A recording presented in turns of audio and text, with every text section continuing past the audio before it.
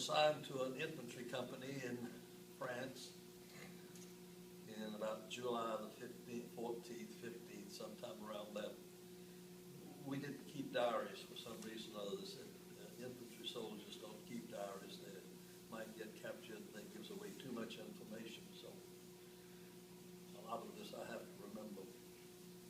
And as I grow older, the memories get broader and broader.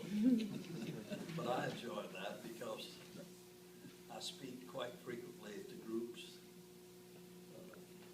I spoke for 30 minutes during the day to a group. I'll speak next Sunday maybe for 45 minutes. I spoke last Thursday about my experiences in World War II. And I can take up the rest of the evening because, as my wife says, when I start talking, I don't remember how to stop.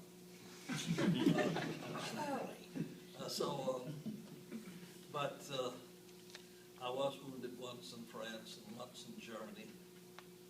I did receive a couple of bronze stars, and the last time I was wounded in Germany, I was involved in a situation where I received a silver star. Later, after the war was over, the infantry school has a Hall of Fame, and I was elected to the Hall of Fame at the infantry school at Fort Benning, the United States Army OCS Hall of Fame. And in July of this year, I got a letter from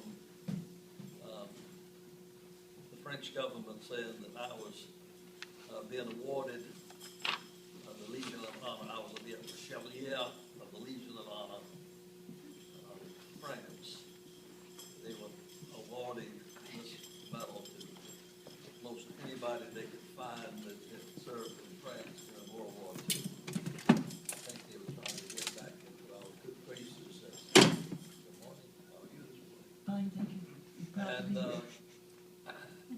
so after the meeting is over, if anyone wants to see what a French Legion of Honor is, I have it in my pocket. You don't wear it, I understand. You are supposed to wear this little red tab, and in France, people run around with this, and everybody knows, oh, he's a Legion of Honor. And in the United States, the people look at it and say, what kind of bird have you been with? But, of course, when I came back, I had not gotten a college degree, and I came back, and although I could have gone back to Georgia Tech and got an engineering degree, there were no girls there. That's why I went to the University of Georgia and got a business degree and a wife. And we got married, let's see, we graduated from college one weekend, got married the next weekend, and the next weekend we sailed from New York with an international student trip. Well, first one had gone to Europe and were there for the summer. And the World Student Service Fund. When I came back out, took advantage of the Bill of Rights, and as I was concerned, there was no problem with drifting back into normal life. It was just, you know, it was a little different, I think, in World War II than in our more recent fights. Once we joined an infantry unit, you were with it until the war was over. And I say this because this business of going, working for 6 months, coming home and going back, children in the high schools asked me, said, weren't you ever afraid? And I said, well, I'm sure I must have been. But I can tell you this. I was joining an infantry company on line.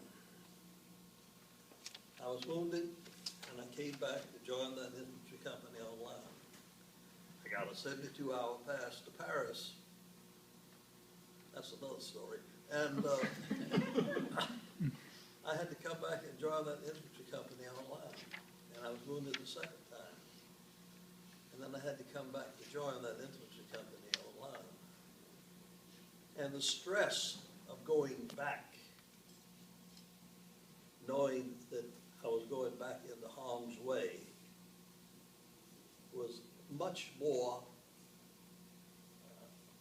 a strain than being in combat and knowing that you're under rifle fire or artillery fire or whatever it is. There was no comparison between the two. And long after the war was over, I thought about it and I realized that as infantry soldiers, we thought the Air Force, bless their hearts, had it so easy. They had soft billets, they had soft beds, they had steaks, they had fine foods. They were close to English pubs, English girls, and maybe a couple of times a week they would go on a bombing mission. And then I suddenly realized that quite probably every one of those men who went on that bombing mission, every time they went on that bombing mission, had the same stress and strain that I had when I was going to return to my unit, which I knew would be back in the harm's way. But I don't have much to contribute as to getting back and adjusted.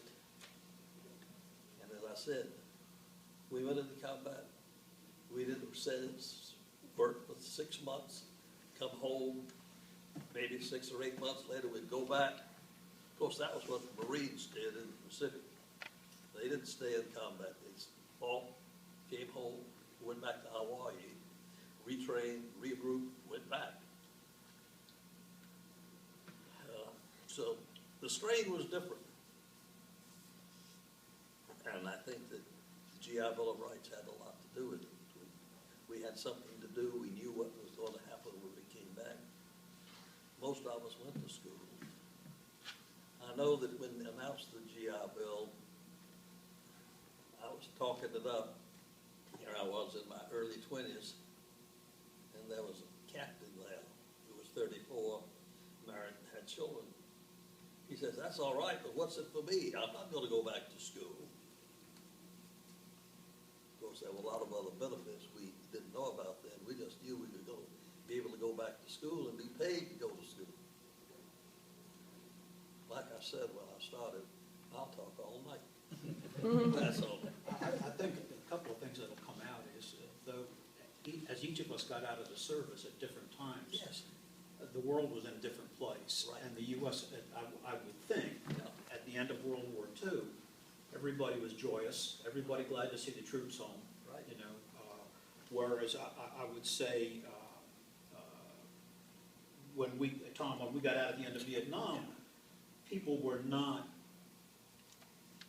well, a lot of people didn't support the war, and consequently, they didn't always support the military, which is even a difference I see today.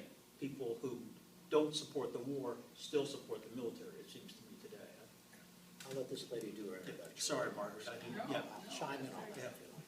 Well, one memory I retained, which is, I remember the Sunday that, of course, we didn't have TV, but on the radio, we heard that the Japanese